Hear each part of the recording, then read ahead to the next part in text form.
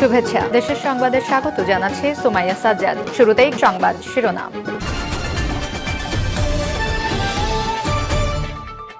জানিয়ে দেব সবশেষ আপডেট বাংলা সংবাদ। শুরুতেই শিরোনাম। আওয়ামী লীগের রাজনীতি করার অধিকার নেই এদেশে, বলেছেন মেজর হাফিজউদ্দিন আহমেদ। এদিকে দেশকে ফ্যাসিস্ট ফর্মুলায় নেওয়ার সুযোগ আর নেই, বলেছেন বিএনপি নেতা আমিনুল হক। আরো জানাবো, পাহাড়ি বাঙালি বিভাজন বন্ধের আহ্বান জানিয়েছে এবি পার্টি। অপরদিকে আওয়ামী লীগের 15 বছরে চাপা পড়েছে শিল্পকলা দুর্নীতি। লিয়াকত আলী লাকির সময়ে বহুমুখী অনিয়ম দুর্নীতির অভিযোগ প্রায় 250 কোটি টাকার হিসাবের গরমিল।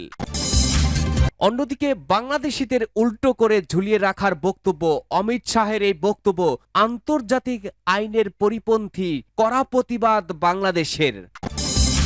সর্বশেষ জানিয়ে দেব, সড়ক অবরোধ করে আশুলিয়ায় শ্রমিকদের বিক্ষোভ, বন্ধ রয়েছে 52 কারখানা। শুনছিলেন সর্বশেষ আপডেট বাংলা সংবাদগুলোর শিরোনাম। এবারে জানাবো বিস্তারিত।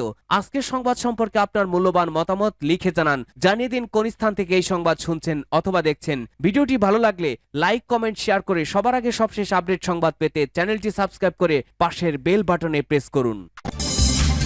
আওয়ামী লীগের রাজনীতি করার অধিকার নেই, বলেছে মেজর হাফিজ। আওয়ামী লীগের রাজনীতি করার অধিকার নেই বলে মন্তব্য করেছেন বিএনপির স্থায়ী কমিটির সদস্য মেজর অবসরপ্রাপ্ত হাফিজউদ্দিন আহমেদ। তিনি বলেন, যারা এই দেশের গণতন্ত্রকে নির্বাসনে পাঠিয়েছে, রাজনৈতিক দলকে নিষিদ্ধ করেছে, রাজপথে সাধারণ মানুষকে গুলি করে খড়কুটোর মতো উড়িয়ে দিয়েছে, ওই আওয়ামী লীগের বাংলাদেশে রাজনীতি করার কোনো অধিকার নেই। রোববার জাতীয় প্রেস ক্লাবে centre for social studies CSRB আয়োজিত বাংলাদেশ রাষ্ট্রের পুনর্গঠন ও জনমালিকানার শীর্ষক সেমিনারে তিনি এসব কথা বলেন। হাফিজ বলেন, রাজনীতিকদের একটা বড় অংশ দুর্নীতিবাজ, এতে কোনো সন্দেহ নেই। যে 3-4টি নির্বাচন করে গেল শেখ হাসিনা, এগুলো কি নির্বাচন হলো?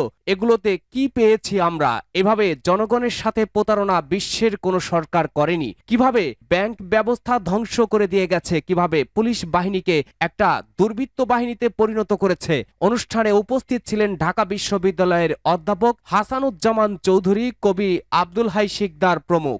দেশকে ফ্যাসিস্ট ফর্মুলায় নেওয়ার সুযোগ নেই, বলেছেন আমিনুল হক। বিএনপির কেন্দ্রীয় ক্রীড়া বিষয়ক সম্পাদক ও ঢাকা মহানগর উত্তরের সদস্য সচিব আমিনুল হক বলেছেন, বৈষম্য বিরোধী ছাত্র আন্দোলনে ছাত্র ও জনতার রক্তের মধ্য দিয়ে আমরা এই দেশ নতুন করে স্বাধীন করতে পেরেছি। কোনো অবস্থাতেই দেশকে ফ্যাসিস্ট ফর্মুলায় নেওয়ার সুযোগ নেই। রোববার 22 সেপ্টেম্বর বিকালে বৈষম্য বিরোধী ছাত্র জনতার গণ আন্দোলনে নিহত জাসাস ঢাকা মহানগর উত্তরা পূর্ব থানার সদস্য মোহাম্মদ জসিমউদ্দিনের বাসভবনে গিয়ে কথা বলেন তিনি। এ সময় আমিনুল হক বিএনপির ভারপ্রাপ্ত চেয়ারম্যান তারেক রহমানের পক্ষ থেকে নিহত নেতার মা ও ছোট ভাইয়ের সাথে সাক্ষাৎ করে পরিবারের খোঁজ খবর নেন এবং আর্থিকভাবে সহায়তা প্রদান করেন। নিহত জসিমউদ্দিনের ছোট ভাইকে কলেজে লেখাপড়ার সহ সকল খরচ তার পরিবারের পাশে থাকার আশ্বাসও দেন তিনি।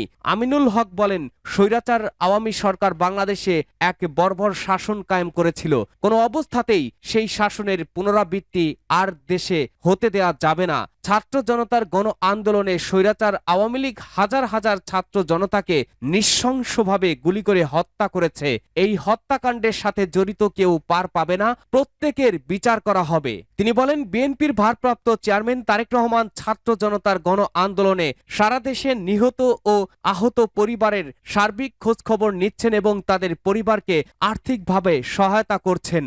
পাহাড়ি বাঙালি বিভাজন বন্ধের আহ্বান এবি পার্টির। পাহাড়ে গণপিটুনি বা বিচার বহির্ভূত সব হত্যাকাণ্ডের নিন্দা জানিয়েছে আমার বাংলাদেশ পার্টি এবি পার্টি। পাহাড়ি বাঙালি বিভাজন বন্ধ করার আহ্বান জানিয়েছে তারা। রোববার রাজধানীর বিজয়নগরে এবি পার্টির কেন্দ্রীয় কার্যালয়ে এক সংবাদ সম্মেলনে দলটির নেতারা একথা বলেন। পার্বত্য চট্টগ্রামে অস্থিরতা ও করণীয় বিষয়ে সংবাদ সম্মেলনের আয়োজন করা হয়। এ সময় এবি পার্টির পক্ষ থেকে বক্তব্য তুলে ধরেন যুগ্ম সদস্য সচিব আসাদুজ্জামান ফুয়াদ। তিনি বলেন, অপরাধী যেই হোক তাকে ন্যায্যতার ভিত্তিতে বিচারের আওতায় আনতে হবে। দেশের নাগরিকদের মৌলিক মানবাধিকার রক্ষা করা হচ্ছে রাষ্ট্রের প্রধান দায়িত্ব, সেটা যেন অগ্রাধিকারের বাইরে চলে না যায়। এবি পার্টির যুগ্ম আহ্বায়ক আব্দুল ওহাব বলেন, পার্বত্য চট্টগ্রামের সমস্যা নিয়ে সরকারগুলো কখনোই আন্তরিক প্রচেষ্টা চালায়নি। অন্তর্বর্তীকালীন সরকার পাহাড়ের সমস্যাকে আন্তরিকতার সঙ্গে দেখবে এবং তাদের সুপারিশ বিবেচনায় নেবে বলে তার প্রত্যাশা। সংবাদ সম্মেলনে আরো উপস্থিত ছিলেন এবি পার্টির যুগ্ম আহ্বায়ক দিদারুল আলম ও হেলাল উদ্দিন। বক্তারা বলেন, পাহাড়ের বিষয়ে রাজনৈতিক সমাধানের জন্য সব পক্ষের কমিউনিটি পর্যায়ের অংশগ্রহণ প্রয়োজন। বিদেশি ষড়যন্ত্রের ব্যাপারে সতর্ক থাকার পাশাপাশি নিরাপত্তা বাহিনীকে আন্তর্জাতিক মানবাধিকার নিশ্চিত করতে হবে। পরিস্থিতির স্থায়ী সমাধানের জন্য ন্যায় কমিশন গঠনের পরামর্শ দেন তারা।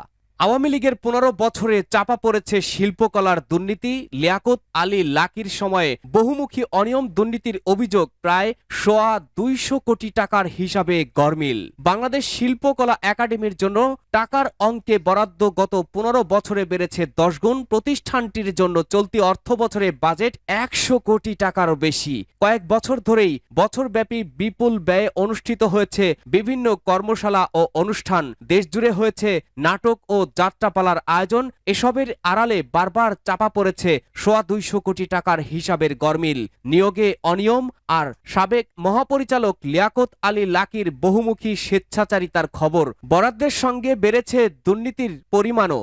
এখন সেসব সংকটে জর্জরিত বাংলাদেশে সংস্কৃতি চর্চার অন্যতম জাতীয় প্রতিষ্ঠান বাংলাদেশ শিল্পকলা একাডেমি। গত 5ই আগস্ট আওয়ামী লীগ সরকারের পতনের পর 6ই আগস্ট অন্তত 14 জন কর্মকর্তার কক্ষে তালা দেন প্রতিষ্ঠানটির কিছু কর্মকর্তা। কয়েকজনকে কার্যালয়ে প্রবেশ করতে দেওয়া হয়নি। 27 আগস্ট শিল্পকলায় গেলে সেখানকার কয়েকজন কর্মকর্তা বলেন, তাদের কক্ষেই তালা দেওয়া হয়েছে যারা ক্ষমতায় কেন্দ্রে থেকে নানাভাবে অবৈধ সুযোগ সুবিধা নিয়ে অন্যদের পদবঞ্চিত করেছেন। এই সব কর্মকর্তা জানান, গত 13 বছরে পদোন্নতি, বেতন বৃদ্ধি না হওয়া সহ অনেকভাবেই তারা বঞ্চিত হয়েছেন। এমনকি সাবেক মহাপরিচালক তাদের সঙ্গে ঠিকমতো কথাও বলতেন না। বাংলাদেশিদের উল্টো করে ঝুলিয়ে রাখার বক্তব্য। অমিত শাহের বক্তব্য আন্তর্জাতিক আইনের পরিপন্থী। বাংলাদেশি অনুপ্রবেশকারীদের পা উপরের দিকে ঝুলিয়ে রেখে সোজা করে বিজেপি সরকার ভারতের স্বরাষ্ট্রমন্ত্রী অমিত শাহের এমন মন্তব্যের তীব্র নিন্দা ও প্রতিবাদ জানিয়েছে বাংলাদেশ জামায়াতে ইসলামী। রোববার দলটির সেক্রেটারি জেনারেল ও সাবেক এমপি অধ্যাপক মিয়া গোলাম পারোয়ার এক বিবৃতিতে এর নিন্দা জানান। বিবৃতিতে বলা হয়, ভারতের স্বরাষ্ট্রমন্ত্রী অনুপ্রবেশকারী বাংলাদেশিদের পা উপরের দিকে ঝুলিয়ে রেখে সোজা করা হবে বলে যে বক্তব্য দিয়েছেন তা আন্তর্জাতিক আইন ও মানবাধিকারের পরিপন্থী। আমি তার এই বক্তব্যের নিন্দা ও প্রতিবাদ জানাচ্ছি। বিবৃতিতে বলা হয়েছে, অমিত শাহের এই ধরনের বক্তব্য বাংলাদেশের সঙ্গে বন্ধুত্বপূর্ণ সম্পর্কের ইঙ্গিত বহন করে না। বাংলাদেশের জনগণ ভারতের কাছ থেকে এ ধরনের বক্তব্য প্রত্যাশাও করে না। গোলাম পরোয়ার বলেন, এ ধরনের বক্তব্য পরিহার করার জন্য ভারতের স্বরাষ্ট্রমন্ত্রী অমিত শাহের প্রতি আহ্বান জানাচ্ছি এবং এই বক্তব্যের প্রতিবাদ করার জন্য বাংলাদেশ সরকারের দৃষ্টি আকর্ষণ করছি। মহাসড়ক অবরোধ করে আশুলিয়ায় শ্রমিকদের বিক্ষোভ বন্ধ 52 কারখানা। সাভারের আশুলিয়ায় বকেয়া বেতনের দাবিতে সড়ক অবরোধ করে বিক্ষোভ করছে একটি তৈরি পোশাক কারখানার শ্রমিকরা। এছাড়া শ্রমিক অসন্তোষের জেরে অন্তত 52টি পোশাক কারখানার উৎপাদন বন্ধ রয়েছে। এদের মধ্যে 43টি কারখানা পুরোপুরি বন্ধ রয়েছে, বাকি 9টিতে সাধারণ ছুটি ঘোষণা করা হয়েছে। সোমবার সকাল 10:30টার দিকে সড়ক অবরোধের বিষয়টি নিশ্চিত করেছেন আশুলিয়া থানার পরিদর্শক ওসি আবু বক্কর সিদ্দিক। এর আগে সকাল 9:30টার দিকে টঙ্গী আশুলিয়া ইপিজেড সড়কের নরসিংহপুর এলাকায় জেনারেশন নেক্সট পোশাক কারখানার কয়েক হাজার শ্রমিক সড়ক অবরোধ করে বিক্ষোভ শুরু করেন। খোঁজ নিয়ে জানা যায়, নতুন করে শ্রমিক অসন্তোষের জেরে শিল্প অঞ্চল আশুলিয়ায় প্রায় 52টি কারখানার উৎপাদন বন্ধ করতে বাধ্য হয়েছে কর্তৃপক্ষ। এদের মধ্যে 43টি কারখানা শ্রম আইন 2006-এর 13-এর 1 ধারা মোতাবেক অনির্দিষ্টকালের জন্য বন্ধ ঘোষণা করেছে কর্তৃপক্ষ। বেশ কিছু কারখানার গেটে 13/1 ধারার নোটিশ দেখা গেছে।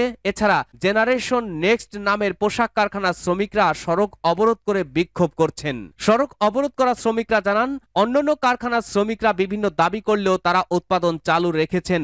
অন্যান্য কারখানার শ্রমিকরা কারখানায় এসে ঝামেলা করলেও সব শ্রমিক কাজ করছে। তারপরেও কারখানা বন্ধ করে রেখেছে কর্তৃপক্ষ। গত মাস সহ চলতি মাসের বেতন পরিশোধ না করে কারখানা বন্ধ করে রাখা হয়েছে। শ্রমিকরা বাসা ভাড়া, দোকানের বাকি পরিশোধ করতে পারছেন না। সারা মাস কাজ করে বাড়িওয়ালা ও দোকান মালিকের লাঞ্ছনা সহ্য করতে হচ্ছে।